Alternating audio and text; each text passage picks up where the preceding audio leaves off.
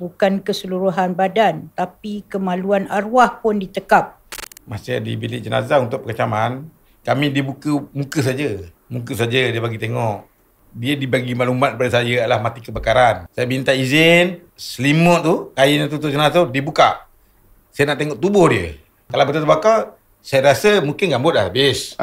Muka pun dah penuh-penuh semua. Tapi muka cantik. Tu saya minta buka. Dia doktor dengan polis dia tengok sama dia. Siapa nak bagi persetujuan? Pasal apa? Kalau saya tak sahkan, diorang kena siasat lagi. Jadi doktor tu terpaksa buka kain selimut tu. Di situlah baru kita nampak keadaan sebenarnya tubuh badan arwah. Lahirkan anak, bersih, cantik. Hantar anak pergi UPNM, cantik, bersih, sihat tubuh badan. Tapi kita terima ke dalam sini dengan penyiasaan macam ni.